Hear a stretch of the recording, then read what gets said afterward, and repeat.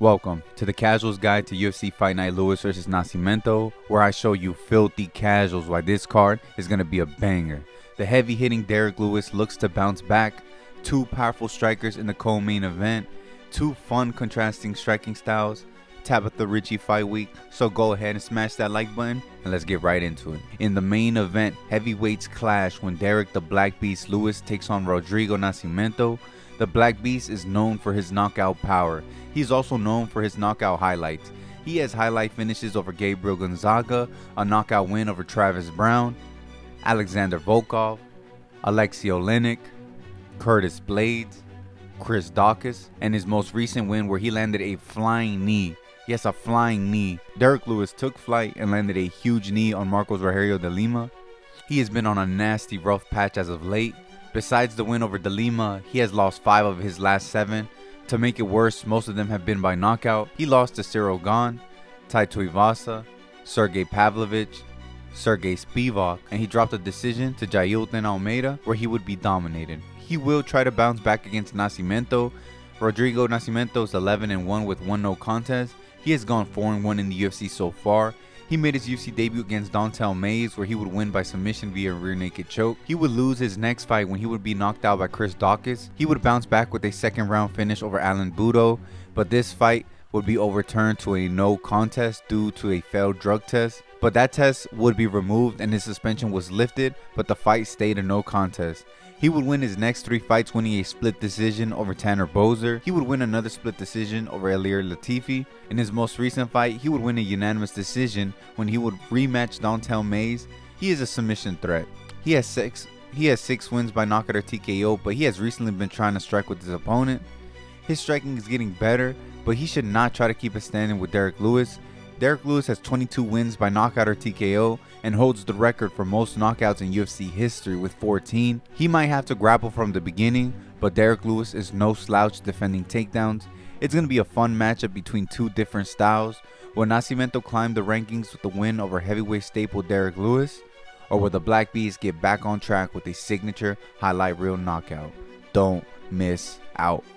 In the co-main event, Joaquin Buckley finally gets his wish when he co-mains the card in his hometown of St. Louis, but he gets no easy fight as he defends his number 11 ranking against Nursultan Ruziboev. Buckley made his debut at middleweight and even had some great highlight wins over guys like Jordan Wright, Antonio Arroyo, and Albert Durev, and of course his crazy super viral knockout over Impa Kasanganay. He was obviously undersized for the division, so he would make the decision to go down to welterweight, and it worked out well for him. He has won 3 in a row, including a head kick knockout win over Andre Fialho, a unanimous decision over Alex Morono, and a TKO victory over Vicente Luque that would break him into the top 15. He is super athletic and powerful and seems to have found his home at welterweight. He was fighting for an opportunity to headline this card, but the co-main ain't bad. Unfortunately, they gave him one of the toughest unranked guys. Nursultan is similar to Buckley in that he made his UFC debut at middleweight. He had an electrifying debut when he would knock out Bruno Ferreira in the first round. In his latest fight, he would get another first round finish when he would knock out Cedric Dumas. He did poke him in the eye before the finishing sequence, so that finish was without some circumstances. This guy is a deadly finisher. He has 12 wins by knockout or TKO, 20 wins by submission, and only 2 by decision. He is also dropping down to welterweight, which is insane because this guy stands at 6'5". Buckley is 5'10", so he's going to have to close that distance while avoiding the danger. Buckley himself is dangerous as well. It's hard to see this fight going the distance. Will Buckley be able to continue his momentum with a huge win in his hometown, or will Nursultan play spoiler and continue his streak of first round finishes? Don't miss out. Light heavyweights clash when the number 12 ranked Atomic Alonzo Menifield takes on Carlos the Blackjack Ulberg. This is going to be such a fun fight between two entertaining strikers. Alonzo is 15-3-1 and he's 8-3-1 in the UFC so far. He has some great wins over Vinicius Moreira, a knockout win over Paul Craig, a Von Flue choke over Fabio Cherant, a TKO win over Askar Mozarov, a knockout win over Misha Serkinov, a submission win over Jimmy Crute, and in his most recent fight, he would get an impressive win over talented kickboxer Dustin Jacoby by unanimous decision. He is a big finisher. 9 of his wins have come by knockout or TKO and 4 by submission.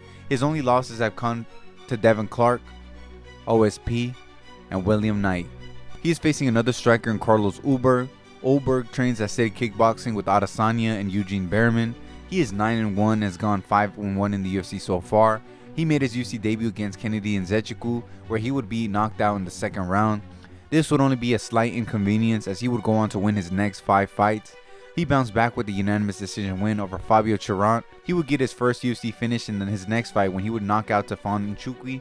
He would get another finish against Nikolay Negumereanu, where he would knock him out in the first round. His finishing streak would continue with the knockout win over Ihor Potieria in the first.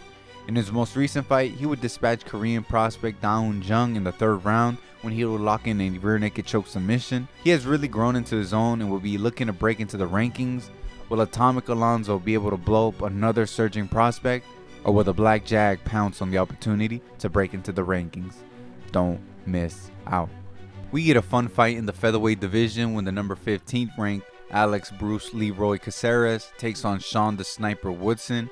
Caceres has been in the UFC for a long time. Believe it or not, Alex is 21-14 with 1 no contest, and he is 16-12 with 1 no contest in the UFC. He has a fun karate style with some underrated grappling. He has grown up in the UFC and has some great wins over Daniel Pineda, Julian Erosa, Sungwoo Choi, and Chase Hooper. In his most recent fight, he would drop a decision to Giga Chikadze. He has always been on the fringe of being ranked, and his number is up for grabs when he faces the unranked Sean Woodson. Sean is true to his name. He is a sniper from the outside. He is a great boxer and does a great job of using his length to his advantage. He is 6'2" and fighting at featherweight, which is just insane. He is super lanky. He is 5-1-1 in the UFC so far, with wins over Kyle Bochniak, Yusuf Zalal, Colin Anglin, Dennis Bazookia. And in his most recent fight, he would win a split decision over Charles Jourdain. Even though he has great hands, the finishes haven't really been coming. He could have a better time if Alex decides to keep it standing. This is going to be a fun striking battle. Will Bruce Leroy keep his ranking, or will the sniper hit his shot and break into the rankings? Don't miss out. Huge heavyweights collide when the salsa boy Waldo Cortez Acosta takes on the big boy Robles de Spain. Both these guys are fun heavyweight prospects who have done well in the UFC so far.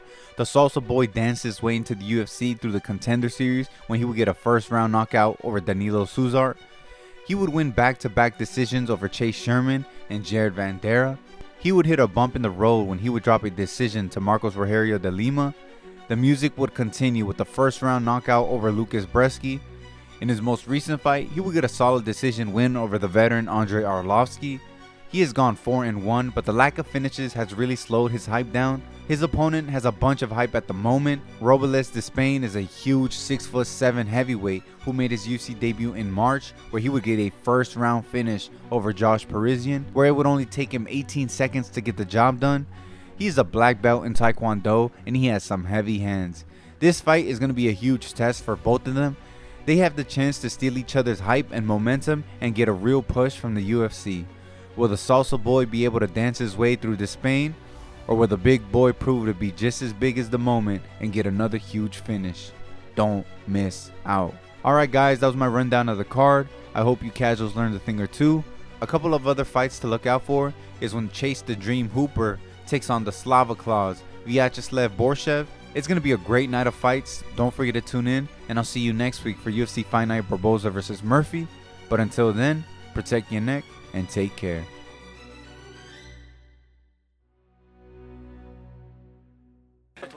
They talking crazy about you. They said brother, they smash who you. cares? Who cares, brother? Who cares, brother? Who cares? Today, smash.